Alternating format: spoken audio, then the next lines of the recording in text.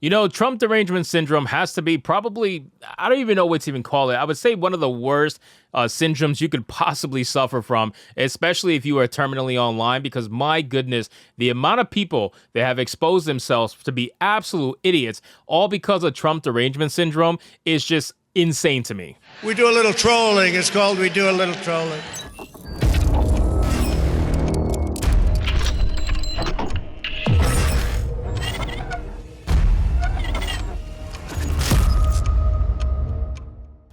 So we have an article here from Fandom Pulse with a headline that reads, Marvel Comics writer FABIAN Nicizia, I don't even know how to say that, claims Gina Carano deserves her blacklisting and tells fan to stick a comic up your What?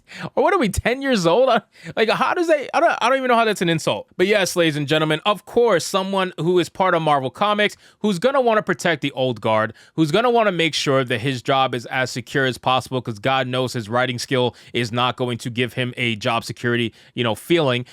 Clearly, having Trump derangement syndrome and attacking someone openly and publicly that everybody else attacks, because clearly that's very brave, is something that he needs to do, because Fabian over here clearly can't handle someone having different ideology than him. No, that's just not allowed. That's crazy. So let's get into this article, guys, from Fandom Pulse. But of course, before we do, if you are new here, just consider hitting that subscribe button. I would greatly appreciate it. And like the video to push us out into the YouTube algorithm. We're almost at 30K subscribers. Let's try to get there as fast as we can. It says, like many Marvel comic writers, Deadpool co-creator FABIAN Nicizia has suffered Trump derangement to a point where he's lost the plot and been at odds with comic book fans. On X yesterday, he argued with a fan of his who, like most who love Marvel and Star Wars, is also a fan of the Mandalorian actress Gina Carano. Instead of listening to the fan, Fabian decided to lambast him about how he thinks people who disagree with him politically shouldn't be allowed to work in the arts. Now, it's amazing to me how these people think that they can gatekeep actual original fans of the work out of the work simply because they've been hired to work on it.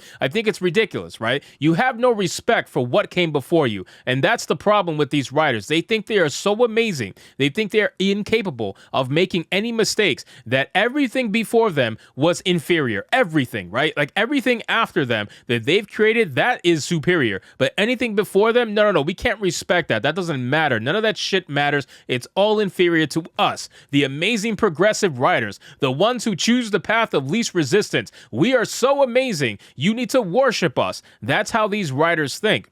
So for them to attack the fans is nothing strange at this point. They get off on it. I'm almost positive if you go to a Marvel writer's room, half of the time they're sitting there without any idea of what the fuck they need to write because they're too busy checking off boxes on a whiteboard. They're looking at their phones and telling each other about all the fans that they've attacked that day and how much it made them excited while they drink their fucking Starbucks and complain about oppression. It's the most ridiculous thing, but it's so Silicon Valley at this point. It's not surprising. Gina Carano announced yesterday she is teaming up with Elon Musk to file a lawsuit against Disney and Lucasfilm for wrongful termination. The lawsuit is based on several tweets she made questioning draconian government policies and making her political affiliation very clear, which many in the entertainment business are afraid to do because of the blacklisting and smearing involved in coming out against the Democrat establishment. Conservatives in movies, TVs, and comics are often treated as Jews were in Nazi Germany. If there weren't still protections in U.S. law, many of these gatekeepers in these businesses wouldn't hesitate to kill their opposition or put them in concentration camps. Now, while that is an extreme statement to make, okay, this is a very extreme statement to make, I agree with it for the most part. It is true. If you look at the way that some people conduct themselves, and hear me out, if you look at the way some people conduct themselves online, right, you will see a lot of staggering similarities between how they conducted themselves and how certain people also conducted themselves in World War II. I'll give you an example. Remember when they were encouraging people to basically report those who were unvaccinated?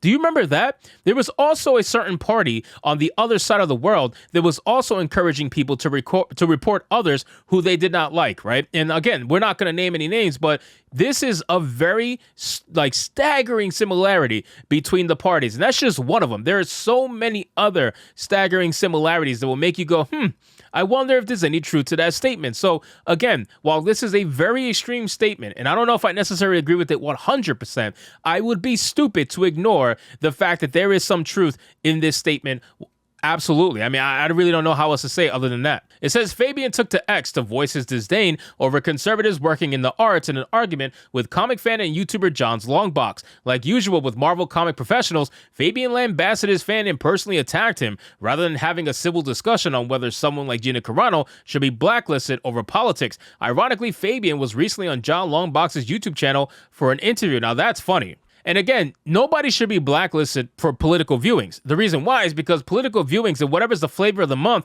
that changes over time. So yeah, conservatives might be hated now and Democrats might be in power now, but chances are, if history taught us anything, that's going to change. And it always changes, it always cycles through. So eventually, the Democrats are going to be the ones who are outside the box. And now, what's going to happen? You're going to ban someone for having the wrong views then, but then what happens when they have the right views now? Then what are you going to do? Bring them back? It's the most stupid thing. So you shouldn't really use political leanings to ban anybody on social media. That just shows bias. And if you're really not trying to be a biased person, like a lot of these morons on X claim that they're not because they're so educated. They're college educated, ladies and gentlemen. They have that degree that got them nowhere. So that clearly makes them above you.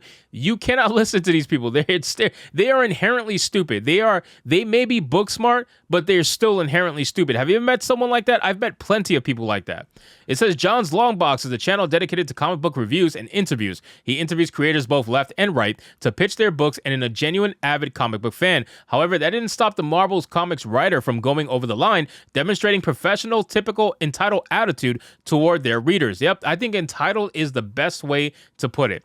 John's Longbox commented on Fabian's post attacking Gina Carano, asking, "I don't follow Star Wars. What exactly did she say that was so bad?" Fabian demonstrated his derangement with anyone who disagrees with him, stating, "I didn't pay much attention. I think it was anti-vax, anti-LGBTQ stuff, but I was pretty indifferent to that noise. I don't think Disney fired her. They chose not to renew the option of her contract, and I care more about the lawyer's BS than hers." Again, I don't think it's anything wrong with someone asking that simple question. What did she say that was so bad? Can you provide actual comments of what she said and why they are bad? Please, detail it. And all people do is just read with their emotions. They go crazy. Oh no, she said something anti-LGBTQ, even though for them anti-LGBTQ is literally anything against the LGBTQ community. Even if you're saying, hey, I don't care, you could do what you want to do, it's just not for me, that's not anti-LGBTQ, but for them it is. They take it as an attack. If you're not willing to bend over and take it in the ass like they are every single day to stay at Marvel Comics,